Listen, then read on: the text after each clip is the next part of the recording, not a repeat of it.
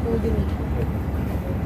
Itu aku kejadiannya pas lagi jalan sama teman, aku lihat dan kok ada di tayang ini rekaman suara. Itu kejadiannya pas di tanggal 21 November saat dia ke rumah. Itu dia ke rumah juga nggak janjian, nggak gimana, tiba-tiba datang ke rumah mau ngerebut anak. Dan konsultasi di SPK sendiri seperti apa hasilnya sendiri? Ya, jadi alhamdulillah hari ini laporan resmi dari klien kami, Ibu Aska, sudah diterima oleh pihak kepolisian ya, terkait dengan dugaan merekam tanpa izin dan menyebarluaskan. Mungkin bisa disampaikan, Pak Arik? Apa fakta yang bisa Yang kita laporkan, Kita laporkan. pasal-pasalnya? Ya.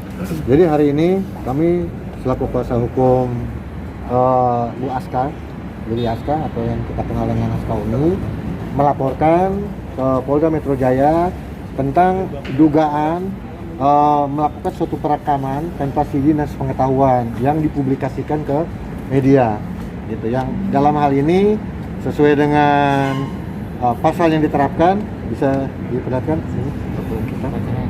Ya. Itu pasal 40 Undang-Undang 36 tahun 99 tentang telekomunikasi dan pasal 31 Undang-Undang ITE, gitu, yang mana pasal 40 itu ancamannya itu 15 tahun gitu, dan pasal ITE itu pasal 31 10 tahun dan denda 800 juta gitu. Ya, pada prinsipnya klien kami dilakukan perekaman itu tanpa seizin dan sepengetahuan gitu. Dan yang sangat disayangkan disebarluaskan. Dan sangat disebarluaskan. Bang, ini apa sih isi rekaman itu sendiri dan kapan kejadian dari rekaman itu sendiri kalau boleh tahu? Ini Kak, iya aku lihatnya di salah satu infotainment ya, tanggal 1 November kemarin, bulan ini 1 Juni. Itu aku kejadiannya pas lagi jalan sama teman, aku lihat dan kok ada di tayang ini rekaman suara. Itu kejadiannya pas di tanggal 21 November saat dia ke rumah. Itu dia ke rumah juga nggak janjian, nggak gimana, tiba-tiba datang ke rumah mau ngerebut anak. Itu sih rekamannya.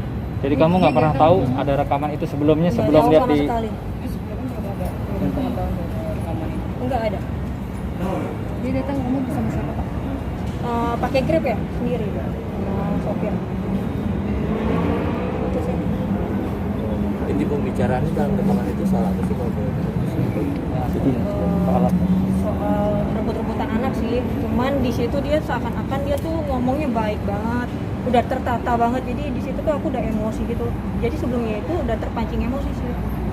Itu Jadi kayak kayak berebutan, aku panik aja. opini. Jadi kayak semacam pencitraan kali ya buat bukti dia mungkin gitu. Iya. Kami duga seperti itu. Jadi begini ya, sebenarnya ini ada penggiringan opini.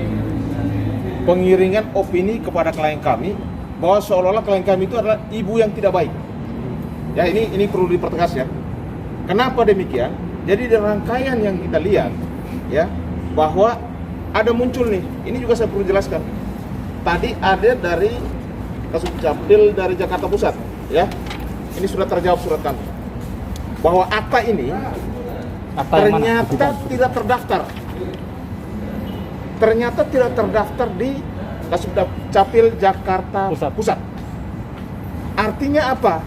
Sangat jelas kita duga bahwa pemalsuan itu terjadi. Ini soal pemalsuan ya. Tadi kan soal perekaman. Ini kita kembangkan lagi nih. Karena ada surat lagi, sehingga ya dasar apa mereka melaporkan klien kami di KPAI ya. Jadi ini sangat jelas bahwa ada kepentingan di dalam perekaman itu, sehingga ini dibangun opini seolah-olah klien kami itu bukan ibu yang baik. Ingat ya, kalau memang saudara mau lihat bagaimana perkembangan anak, silahkan lihat IG-nya klien kita, Instagramnya, apakah anak dalam keadaan tidak happy, atau terlantar dan lain sebagainya. Kalau saya mau sampaikan bahwa soal perekaman ini juga, ini pasti ada kepentingannya ya. Anda seharusnya harus baca dulu ya, sebagai kuasa hukum harus paham Ya, karena undang-undang telekomunikasi sangat jelas. Hanya untuk penegakan hukum aja orang atau lembaga yang ditunjuk oleh undang-undang merekam. Tidak semua orang untuk melakukan perekaman terhadap siapapun dan untuk kepentingan apapun. Dilarang itu. Itu sangat dilarang keras. Yang pertama undang-undang telekomunikasi, yang kedua juga menyangkut undang-undang ITE. Jadi kepada siapapun yang sudah dilaporkan hari ini soal perekaman, kita minta kepada Polda Metro Jaya untuk segera menindaklanjuti. Karena perekaman ini sangat-sangat merugikan klien kami. Ya, klien kami justru kaget melihat rekaman itu muncul. Ya, kok bisa ada rekaman ini? Nah, ini yang harus dipertegas di sini. Makanya hari ini kita melaporkan resmi, dan hari ini pun kami menerima surat dari Sudin Jakarta Pusat bahwa ternyata akta ini tidak terdaftar, tidak terregistrasi. Pertanyaan kita, ada apa ini? Hah? Ada apa penggiringnya selama dilakukan? Kami minta supaya ada penegakan hukum, dan Aska klien kami harus mendapatkan keadilan. Ya, kita minta ini. Karena ini sudah sangat jelas bahwa dugaan kami unsur penggelapannya itu sudah terpenuhi. Jadi kepada Polda Metro Jaya untuk juga menindaklanjuti laporan tentang pemalsuan akta otentik yang sudah dilaporkan. Ya, itu perlu kami pertegas. Jadi jangan sekali-sekali menggiring opini bahwa klien kami bukan ibu yang baik. Karena kepentingannya adalah menyangkut hak asuh. Sudah dilaporkan ke KPI. Pertanyaannya, Anda melapor dasarnya apa? Sudah jelas. Ya, sudah jelas terjawab bahwa ini akta ini tidak terregister, terdaftar di Sudin Jakarta Pusat. Ya, silakan.